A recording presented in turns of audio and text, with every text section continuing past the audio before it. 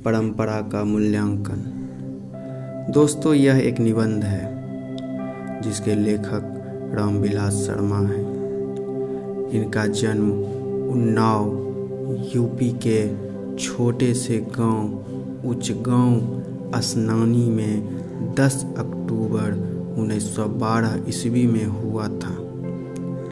इनका निधन 30 मई 2000 ईस्वी को दिल्ली में हुआ। परंपरा का मूल्यांकन रामविलास शर्मा जी द्वारा लिखित निबंध है। इसमें लेखक ने समाज, साहित्य तथा परंपरा के संबंधों की सैद्धांतिक एवं व्यवहारिक मीमांसा पर विचार किया है। यह निबंध परंपरा के ज्ञान, समझ और मूल्यांकन का विवेक जगाता है। साहित्य की सामाजिक विकास में क्रांतिकारी भूमिका को भी स्पष्ट कराता है। यह निबंध परंपरा के ज्ञान से अवगत कराता है, समझ और मूल्यांकन का विवेक जगाता है। यह निबंध लाभप्रद है।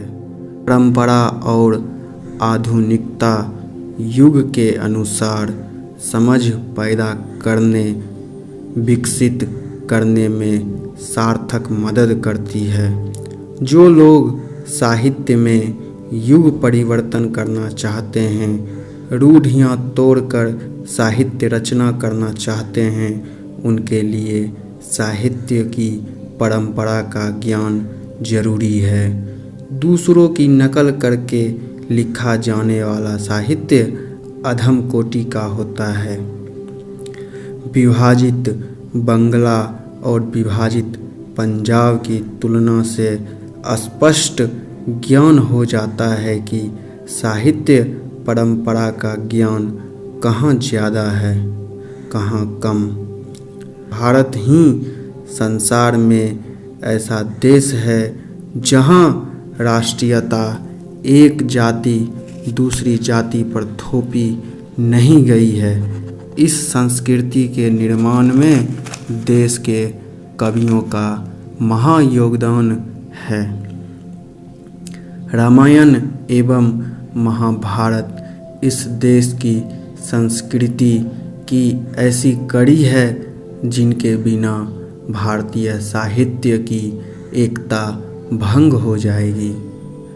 देश की निरक्षर निर्धन जनता जब साक्षर होगी तो वह रामायण तथा महाभारत का ही अध्ययन नहीं करेगी, अपितु उत्तर भारत के लोग दक्षिण भारत की कविताएं एवं दक्षिण भारत के लोग उत्तर भारत की कविताएं बड़े चाव से पढ़ेंगे।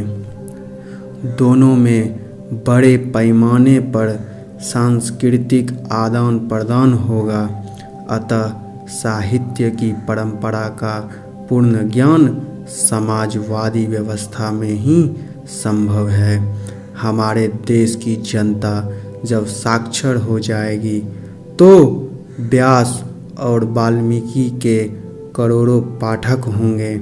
जब मानव संस्कृति में भारतीय साहित्य का गौरवशाली नवीन योगदान होगा। धन्यवाद।